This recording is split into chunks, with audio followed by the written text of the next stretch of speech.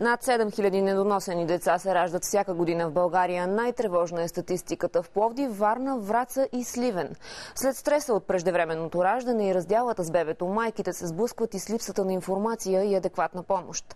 Фондация "Нашите недоносени деца" ще помага на семействата на преждевременно родени бебета, за да се избегнат трайни увреждания при новородените.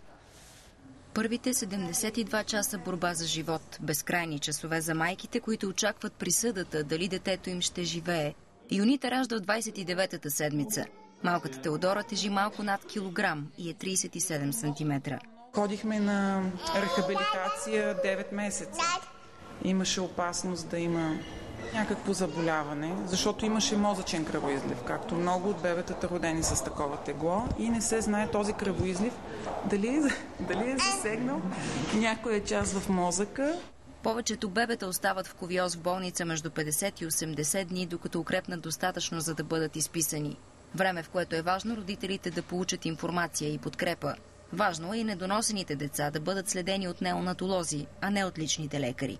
Посещението в отделните болници е сведено до минимално. Много майки не се допускат до децата, не се дават децата да бъдат кърмени, което е изключително важно. Не дават да докосват децата. Всеки ден ходехме да я виждаме. Всеки ден ходехме да я виждаме, говорехме и милвахме.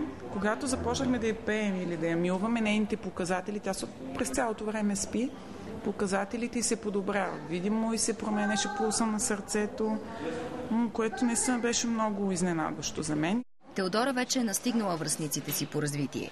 Признава, че в първите дни е имала голяма нужда от информация за изпитанията, които й предстоят. Нужда, на която от фондацията, създадена от майки на недоносени бебета, обещават да се отзоват.